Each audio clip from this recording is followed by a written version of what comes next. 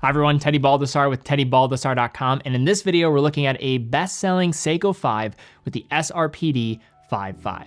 So if you're not familiar with this channel, this is where we cover watches available for purchase on our website, TeddyBaldassarre.com, as an authorized dealer. So in this video, deep dive on this timepiece, final points of consideration at the end, but also throughout the video, if you have further questions or looking to buy this watch, check out the link in the description down below to the product page. But without further ado, let's jump into the video, take a closer look at this watch. Today we're going to be looking at not only one of the most popular watches among enthusiasts, but also one of the most popular watches, period. The Seiko 5 Sports, specifically the SRPD55, part of what's now referred to informally as the 5KX model series. These were launched with a myriad of styles in 2019 and gained favor among the watch buying public as a versatile, well-spec'd timepiece that offered a lot for the money, now being found well under $300.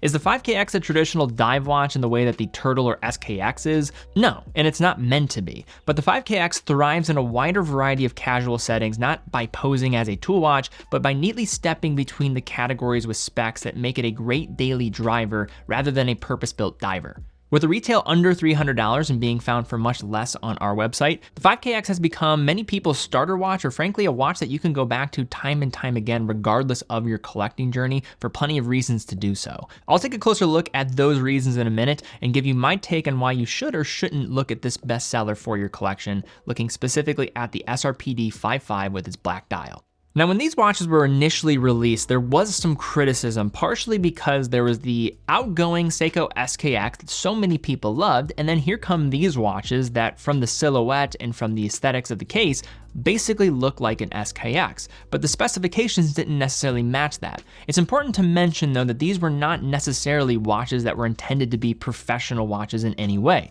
They were always going to be Seiko 5 models, so really what they are is the Seiko 5 DNA infused with a case style that so many people love with the SKX. As you would expect, it wears basically like an SKX did, almost as if it possessed some sort of magic universal fit that worked on just about any wrist. Dimensions are 42.5 millimeters in diameter, a tidy 46 millimeters lug to lug, and a case height around 13 millimeters. These are slightly more restrained dimensions than the discontinued SKX, but since this is the 5KX, this watch doesn't need to possess the same overbuilt qualities of dedicated dive watch capabilities. Finishing is basically to the point. It's simple with brushing on the case top and polished case sides. The crystal choice is going to be Seiko's proprietary mineral crystal type, Hardlex, which does have some benefits compared to sapphire. Many people are hard on the use of Hardlex crystals, but with the Seiko 5, I have absolutely no issue with it. It is going to be more resistance to shattering and also going to have a great view of the dial underneath, where I don't think people really consider the fact that there are reasons why Seiko goes for Hardlex crystals more than just scratch resistance, as Hardlex out of the box is going to be better at resisting glare than that of sapphire, especially if you don't have higher end coatings that are going to be available. The 4 o'clock crown does not screw down, but instead is of a push-pull style. It offers 100 meters of water resistance when working with the screw-down case back that will also aid in that department.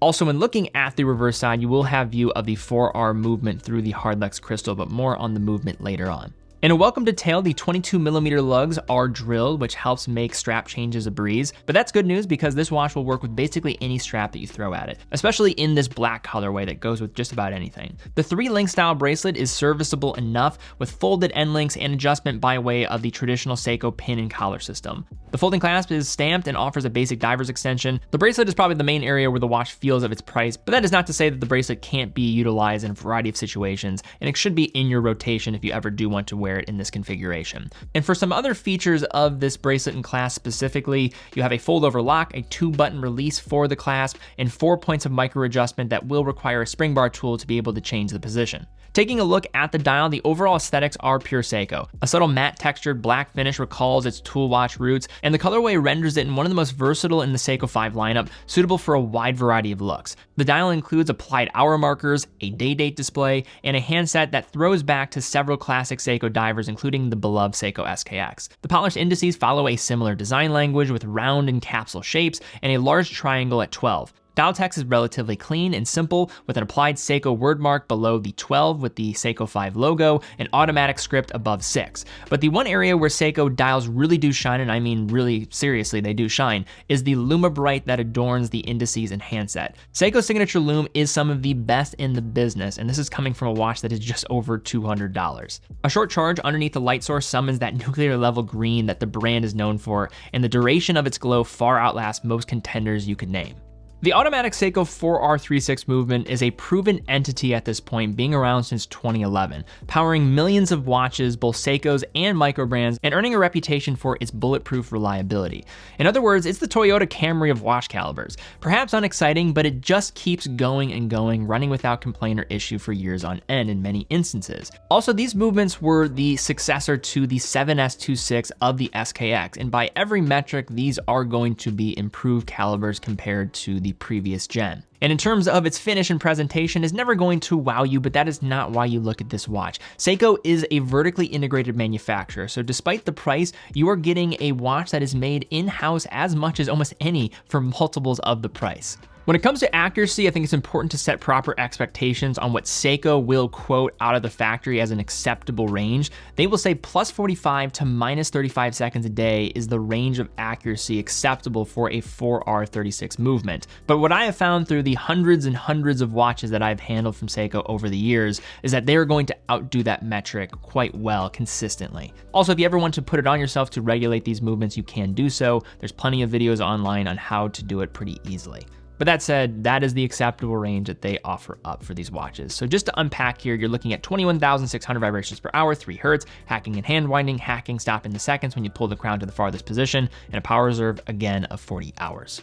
So now to unpack, looking at the Seiko SRPD55. So what are some of the cons, and then what are some of the pros? I would say some of the cons in the department of the SRPD really come down to some of the areas that people are looking for this to be the SKX where it is not. The number one place where that will be is with the water resistance and this not being a professional ISO compliant dive watch. This is not intended to be a dive watch, but it is going to be as capable as any watch that you probably will need for its price range. If you need more than 100 meters of water resistance, you are a very rare individual and have very specific needs for your day-to-day.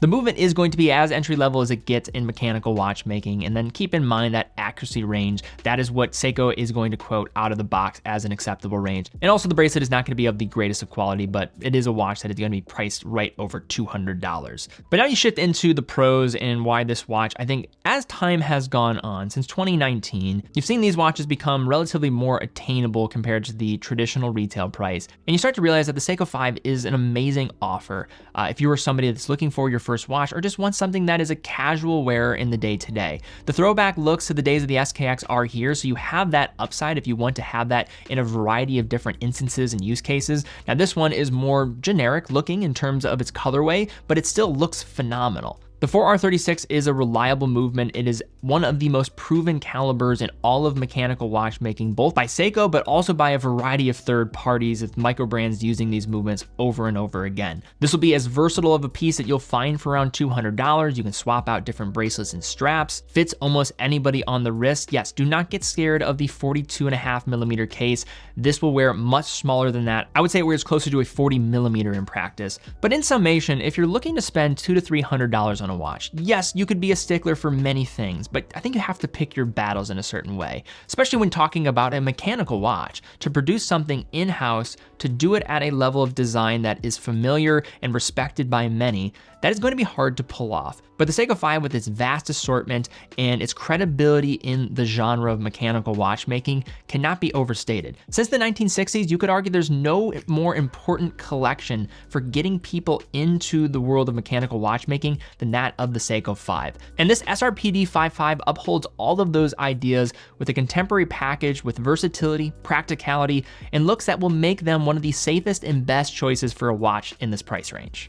All right, guys, that's all we have for this video. If you did enjoy it, please give it a thumbs up, subscribe, hit the bell icon. Really do appreciate that. I don't just throw that out there at the end. It does help out the channel. Also, if you are in the market for this watch, we do have it available on TeddyBaldassarre.com. TeddyBaldassarre.com is an authorized dealer for over 30 brands. Every purchase from TeddyBaldassarre.com comes with a full factory warranty, quick and fast fulfillment, dedicated customer support. And also, if you have any questions about watches that we have on our website, reach out to us on live chat. We're on live chat around 18 hours a day. One of my team members can be in touch if you have any questions, and we'd love to be able to help you out with your future purchase. Also, any purchase from our website helps support the content and allowing us to keep doing what we're doing here, and we love what we do. But guys, thank you again so much for watching. Be well, and I will see you all very soon.